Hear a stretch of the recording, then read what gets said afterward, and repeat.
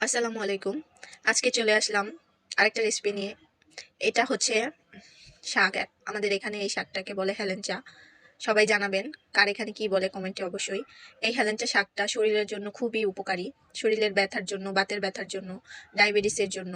তো আমি এই রেসিপিটা দেখাবো। আমি পাতাগুলো ফেলে ডাঁটিগুলো নিয়েছি। দেখুন এভাবে ধুয়ে কেটে পরিষ্কার করে নিয়েছি। পাতাগুলি অল্প অল্প আরেকটু রেখে দেওয়া যায়, তবে আমি নেইনি। এখানে আমি একটা আলু কেটে নিয়েছি, টমেটো, পেঁয়াজ কেটে নিয়েছি, আর এটা হচ্ছে সমুদ্রের স্যালমন ফিশ। তো এই মাছটা আমি অন্য রেসিপি করে খেয়েছি, এগুলো অবশিষ্ট ছিল, তাই ভাবলাম এটা দিয়ে এই রেসিপিটা করে নেই। এটা অনেক ভালো লাগে। এই রেসিপিটা মাছের মাথা বা অবশিষ্ট জিনিস দিয়ে করলে খুব ভালো লাগে। তো আমি এখানে একটা ফ্রাই প্যানে তেল দিয়ে দিয়েছি গরম করতে। মাছে হলুদ, মরিচ, লবণ মাখিয়ে নিয়েছি। এখন একটু ভালোভাবে ভেজে নিচ্ছি। মরিচটা দিলে মাছটা খেতে খুবই স্বাদ লাগে, মরিচের গুঁড়াটা। এখানে আমি আরেকটা কড়াইতে পানি ফুটতে দিয়েছি, পানিটা ফুটে গেছে। এখন আমি এই শাকটাকে হেলেঞ্চা শাকটাকে আমি হালকা ভাপিয়ে নেব, পুরো সিদ্ধ করব না, কিছুটা সময়ের জন্য। এই শাকটার পাতাটা একটু তিতা তিতা হয়, তাই বেশি নেওয়া যায় না। আপনারা এভাবে এই রেসিপিটা খেয়ে দেখবেন, খুব স্বাদ হয়। দেখুন আমার শাক সেদ্ধ হয়ে গেছে, আমি এখন নামিয়ে নেব।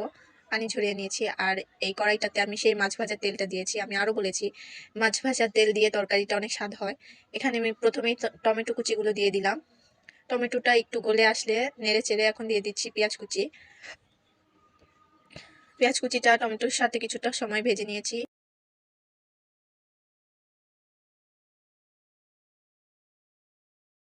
কিছুটা সময় পেঁয়াজ টমেটোটা ভাজার পর দিয়ে দিচ্ছি পরিমাণ মতো লবণ।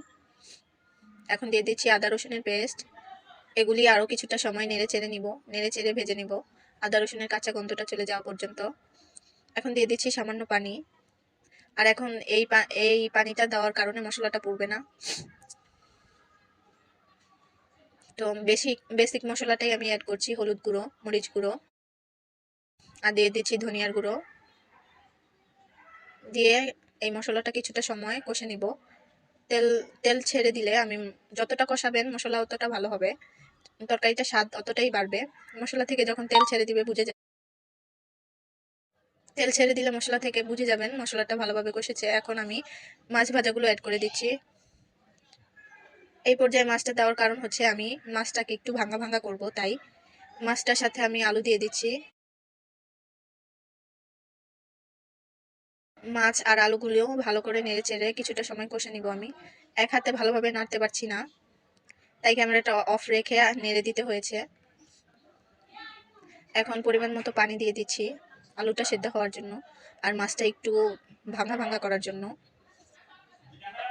আমার মাছটা একটু ভেঙে গেছে, আলুটাও প্রায় সিদ্ধ হয়ে গেছে, তাই আমি এখানে হেলেঞ্চাটা অ্যাড করে দিচ্ছি।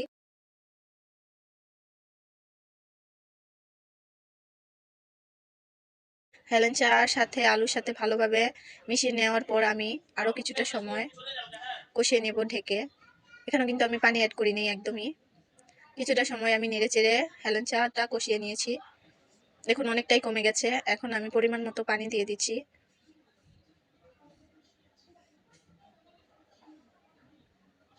দেখুন আমি কিন্তু অনেকটাই মাছটা নেড়ে চেড়ে ভেঙে নিয়েছি।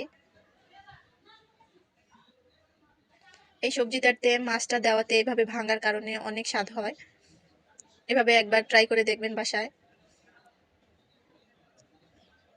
আর এই সবজিটা এভাবে মাছ দিয়ে রান্না করলে, যে মাছের কাঁটা কম থাকে সেই মাছটা দিয়ে রান্না করলে বেশি ভালো হয়, কারণ কাঁটা বাছার ঝামেলা থাকে না। আমি এখন ঢেকে আরও কিছুটা সময় রান্না করে নেব। আমার হেলাঞ্চা রান্না প্রায় শেষ। দেখুন কি সুন্দর হয়ে গেছে। দুঃখিত, ক্যামেরার রেগুলেশনের কারণে কালারটা একটু ডিসকালার দেখা যাচ্ছে, কিন্তু এটা খুব সুন্দর কালার হয়েছে, সবুজ রয়েছে একদম। আমার রান্নাটা কমপ্লিট হয়ে গেছে। এখন আমি এখানে ধনেপাতা দিয়ে নামিয়ে নেব। সত্যি বলতে এই রেসিপিটা এত স্বাদ হয়েছিল বলার বাহিরে। আমি যখন ভয়েস দিচ্ছি তখন আমার আবারও খেতে ইচ্ছে করছিল। দেখুন আমার রান্নাটা কমপ্লিট হয়ে গেছে। এভাবে অবশ্যই বাসায় ট্রাই করবেন। আমার রেসিপিটা ভালো লাগলে অবশ্যই আমার চ্যানেলের পাশে থাকবেন, লাইক কমেন্ট করবেন, শেয়ার করবেন এবং সাবস্ক্রাইব করে দিবেন। আবারও নতুন রেসিপি নিয়ে হাজির হব। আল্লাহ হাফেজ।